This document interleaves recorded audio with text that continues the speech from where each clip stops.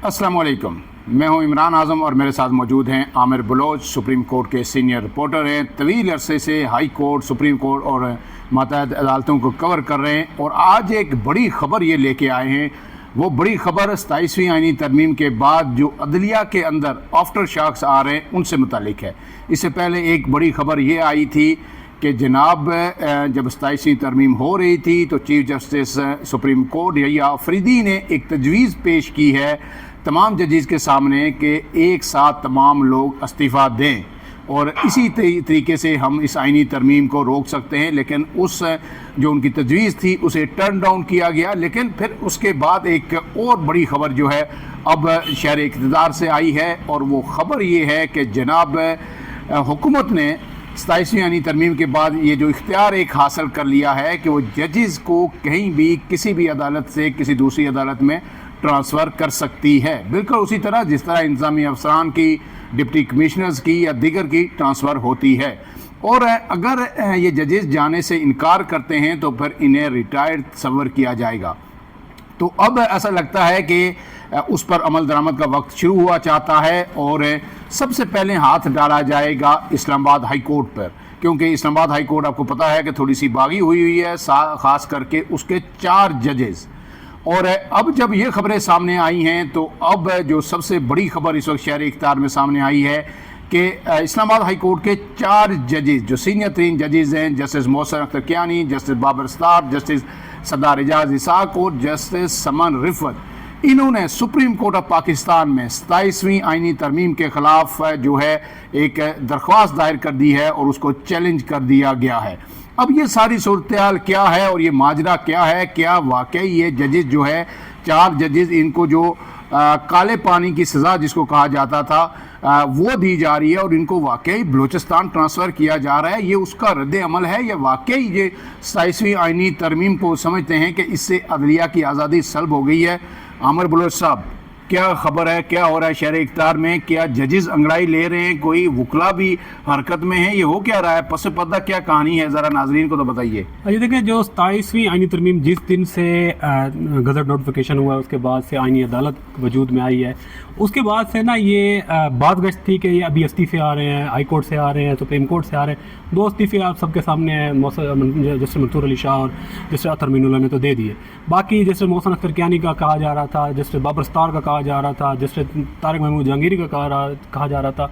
ये तो आज 4 सामने आ रहे हैं, लेकिन ये 5 का कहा जा रहा था कि इस्लामाबाद से 5 है, इस्लामाबाद हाई कोर्ट से। लेकिन अभी तक इस्तीफ़ा किसी का सामने नहीं आया।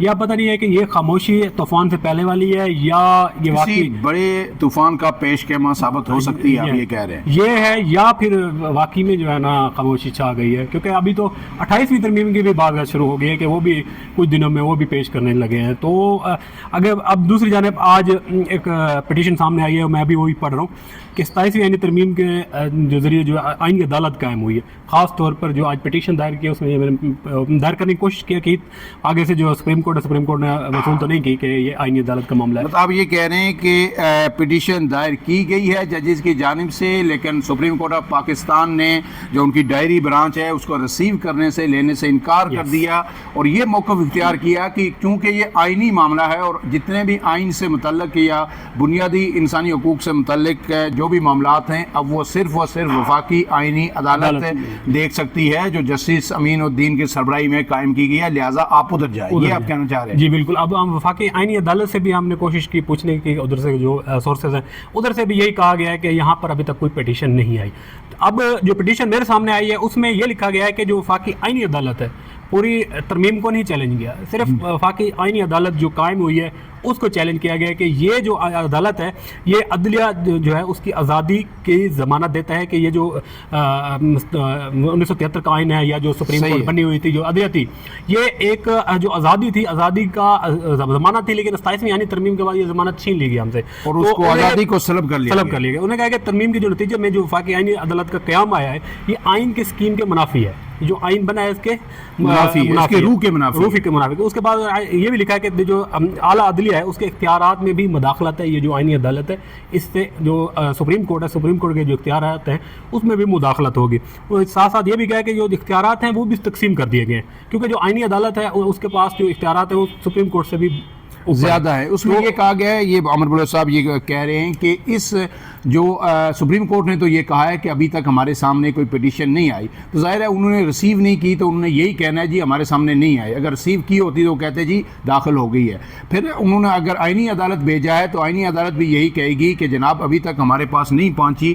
लेकिन इसमें ये जो खबर दे रहे हैं कि सिर्फ उसके पूरी 27वें आईनी तरमीम को नहीं, उसका जो एक हिस्सा वाकई आईनी अदालत के क़याम से मुतल्लिक है उसको चैलेंज किया गया और कहा गया है कि इससे न सिर्फ अदलिया की आज़ादी सल्ब हुई है बल्कि अदलिया को तकसीम किया गया है। और अब आपको पता है कि जो सुप्रीम कोर्ट के चीफ जस्टिस हैं यही आफरीदी, वक्ती तौर पर उन्हें तो चीफ जस्टिस ऑफ पाकिस्तान का टाइटल दिया गया है, लेकिन आइंदा से ये उसूल तय कर लिया गया है कि दोनों अदालतों में से जो भी सीनियर जज होगा वफाकी आइनी अदालत में या सुप्रीम कोर्ट में वही चीफ जस्टिस पाकिस्तान कहलाएगा।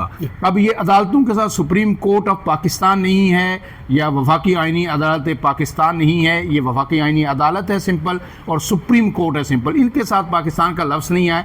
लफ्ज़ का जो टाइटल है ये पाकिस्तान का ये सीनियर तरीन जज दोनों अदालतों में से जो होगा उसे दिया जाएगा। तो ये 27वीं आइनी तरमीम में मौक़िफ़ ये इख्तियार किया गया है कि आज़ादी की अदलिया की आज़ादी है उसे सल्ब किया गया है और उसे चैलेंज किया गया। जी बिल्कुल। अब ये देखें कि उसमें जो पिटीशन है, पिटीशन में ये भी लिखा है यार कि जो आर्टिकल 175 है और 191 है, ये जो अभी जो शिक्के जिनमें तरमीम की गई है ये इन दो आर्टिकल के जो है ना मुतसादिम है। मतलब ये इन दो आर्टिकल के खिलाफ ही हालांकि तरमीम भी इन्हीं में की गई है, लेकिन वो भी कह रहे हैं कि इनके खिलाफ ही तरमीम कर दी। वो ये कह रहे हैं कि यानी आइन के मुतसादिम है ये जो तरामीम जो की गई हैं आर्टिकल 175 और 190 में, तरमीम भी इन्हीं में की गई है और ये हैं भी जो है ना खिलाफ। तो वो ये कह रहे हैं कि इनको कलअदम करार दिया जाए और जो दोबारा से वो जिस तरह से आइन चल रहा था उसी तरह से चलाया जाए। मतलब ये कह रहे हैं कि वफाकी आइनी अदालत को ख़त्म किया जाए और सुप्रीम कोर्ट ऑफ पाकिस्तान का जो पुराना स्ट्रक्चर था उसको जो नहीं बहाल किया जाए। बिल्कुल, उन्हें यह कहा कि आइनी अदालत को जो दिए गए इख्तियारात हैं उनको इंतहाई वसी कर दिया गया और सुप्रीम कोर्ट के जो इख्तियारात हैं उनको महदूद कर दिए गए। कुछ इख्तियारात मसावी हैं लेकिन जो मेन मैक्सिमम जो इख्तियारात हैं वो आइनी अदालत के पास दिया गया है। एक बड़ा अहम नुकता जो 27वीं तरमीम में सामने आया था कि जो सुप्रीम कोर्ट का कोई भी फैसला जो है वफाकी आइनी अदालत के लिए बाइंडिंग नहीं होगा, लेकिन वफाकी आइनी अदालत में जो भी फैसला होगा वह सुप्रीम कोर्ट, हाई कोर्ट समेत तमाम मातहत अदलिया के लिए बाइंडिंग होगा। तो इसका मतलब है कि वफाकी आइनी अदालत को अपर हैंड दे दिया गया है और अब सुप्रीम कोर्ट ऑफ पाकिस्तान से दीवानी या फौजदारी मुकदमात की समाअत कर सकता है। यही उन्होंने लिखा है। जो जैसे मोहसिन अख्तर कियानी समेत जो 4 जजेस हैं उन्होंने भी यही लिखा है कि ये जो वफाकी आइनी अदालत है इनके जो फैसले हैं इनके खिलाफ किसी भी फॉर्म में नहीं जाया जा सकता, अपील नहीं हो सकती, कोई बाइंडिंग हो गई तो फिर अपील हो नहीं सकती, कोई फॉरम है नहीं। तो मतलब अब सुप्रीम कोर्ट है, सुप्रीम कोर्ट के जो कोई फैसले हैं सुप्रीम कोर्ट के वो तो मतलब ये कि वफाकी आइनी अदालत कर सकती है, उसको देख भी सकती है अगर आइन का कोई उसमें कोई पहलू निकलता है।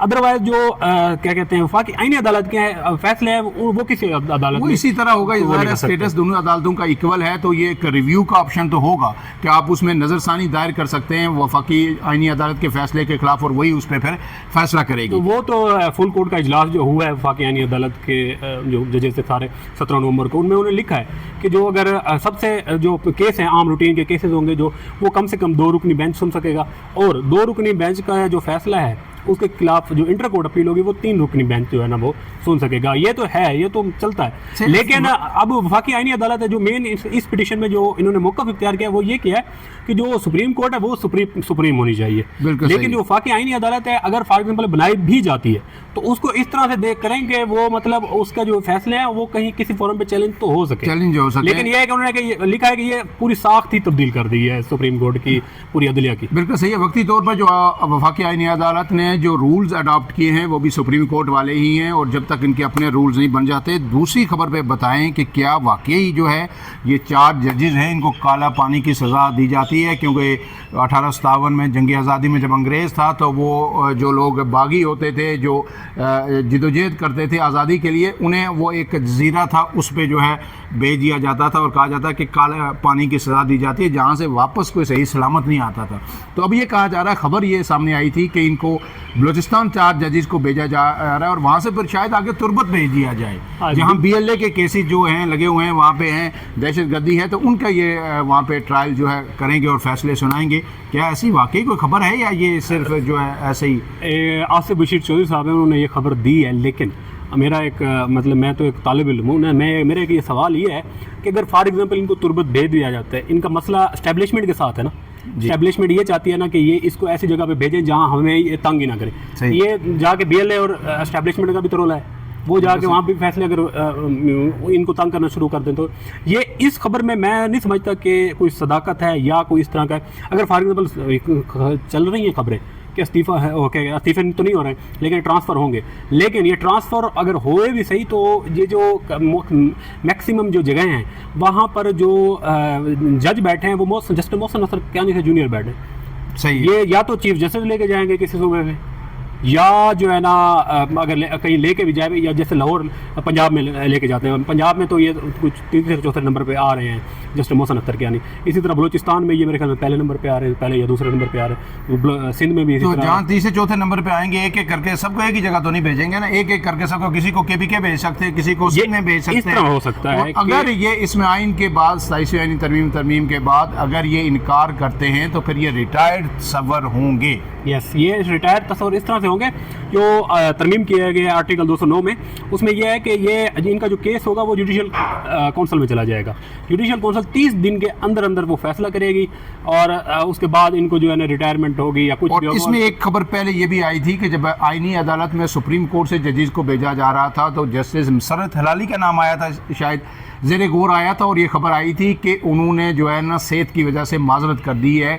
माजरत का मतलब इनकार होता है, आप कोई भी ग्राउंड ले सकते हैं, लेकिन फिर उस खबर को तब्दील किया गया और ये कहा गया कि नहीं जी, उनका नाम ही ज़ेरे गौर नहीं आया। इसका मतलब ये था कि अगर उनका नाम ज़ेरे गौर आया और हमने उनको ट्रांसफ़र करना था और उन्होंने किसी वजह से माजरत कर दी तो फिर 27वीं आईनी तरमीम के बाद वो रिटायर्ड सबर होंगी, तो उनको यह बचाया गया मेरे ख्याल में सुप्रीम कोर्ट के अंदर, लेकिन बाकियों को तो हाई कोर्ट वालों को तो नहीं बचाया जाएगा। लेकिन आखिरी बात इस सवाल के साथ एक बात और कोट कर देता हूँ कि ये जस्टिस तारक महमूद जहांगीरी, ये 4 तो एक्टिव हैं, उनका वो जाली डिग्री का केस भी चल रहा है, तो वो क्यों चुप हो गए, कुछ पीछे नहीं हट गए? तो यही सवाल है ना कि जस्टिस मुनीब अख्तर के कहा जा रहा था कि ये इस्तीफ़ा आया, अभी तक नहीं आया। जस्टिस आयशा मलिक बड़े मतलब बातें हो रही थी, उनका भी कुछ नहीं आया। जस्टिस सलाउद्दीन पंवार ने तो लेटर भी लिखा था ना चीफ जस्टिस को, उनकी तरफ से भी कोई लेटर वो नहीं आया, इस्तीफ़ा नहीं आया। तो अब मैं पहले भी एक दफ़ा कह चुका हूँ कि ये या तो तूफान से पहले वाली खामोशी है या ये वाकई खामोशी, या फिर मुकम्मल खामोशी हो गई है। दूसरी जानिब अब जस्टिस मंसूर अली शाह का वो था, कराची में खिताब था, लेकिन कल खबर आई है कि वो कोई खिताब नहीं करेंगे, वो मुल्क से खामोश होकर बैठ मुल्क से बाहर चले गए। उन्होंने कहा किसी बार कौंसिल से, किसी भी बार कौंसिल से कोई भी बार होगी ना पाकिस्तान की, अभी फिलहाल जो है ना कुछ लोग कह रहे थे कि शायद वो आदलिया तहरीक को जो है, जो अगर बुकला की तहरीक है उसको जो है लीड करेंगे। कुछ लोग जो तहरीक तहफ़्फ़ुज़ आईन पाकिस्तान के लोग थे, उन्होंने जस्टिस अतर मिल्ला से भी मुलाकात की है, ये खबर भी सामने आई थी। लेकिन अब देखना ये है क्योंकि जो फैसल वावडा हैं उन्होंने ये कहा है कि अभी तो हम इनको सींगों से पकड़ के घसीटेंगे, मतलब जजेस के बारे में और अदलिया के बारे में। वो कहते हैं जो हम फैसला करेंगे इनको मानना होगा, अभी तो कुछ हुआ ही नहीं। और 28वीं आईनी तरमीम भी आ रही है और ये भी जो है मोहम्मद मालिक साहब जो सीनियर एंकर पर्सन हैं, सीनियर जर्नलिस्ट हैं, उन्होंने ये खबर दी है कि 28वीं आईनी तरमीम के हवाले से पाकिस्तान पीपल्स पार्टी को भी वाज़ेह मैसेज दे दिया गया है कि 27वीं आईनी तरमीम में आपने चूँ-चाँ की थी, हमने फेस सेविंग आपको दे दी कि हमने जो है जो सूबाई इख्तियारात हैं या NFC वगैरह उसको नहीं छेड़ा। अब 28वीं आईनी तरमीम में आपके पास बोलने की कोई गुंजाइश नहीं है और कहा यह जा रहा है कि 28वीं आईनी तरमीम में सबसे बड़ा काम है नए सूबे बनाना। नए सूबों में एक बुनियादी चीज़ ये है कि जिस सूबे के अंदर नया सूबा बनना होता है, अब तक जो आईन पाकिस्तान है उसके मुताबिक वहाँ की असम्बली की जानिब से करारदाद पास करना लाजिम है। अगर पंजाब में बनते हैं तो पंजाब असम्बली जो है करारदाद पास करेगी, नए सूबों की डिमांड के लिए। सिंध में बनते हैं तो सिंध असम्बली करेगी। अगर ये दोनों असम्बलियाँ नहीं करती तो फिर जो है सूबे कैसे बनेंगे? और क्या 28वीं तरमीम में कहीं इसी चीज़ को ख़त्म तो नहीं किया जा रहा कि नए सूबे बनाने के लिए जो है क्या जो सूबाई असम्बली है उसकी करारदाद जो है पास करने की कोई ज़रूरत नहीं रहती, और जब भी वफाक चाहे तो एक आईनी तरमीम के ज़रिए नए सूबे बन सकते हैं। अमर बलोच साहब का बहुत बहुत शुक्रिया। फ़िलहाल के लिए इतना ही। इमरान आज़म व्यूज़ को देखते रहिए। अल्लाह हाफ़िज़।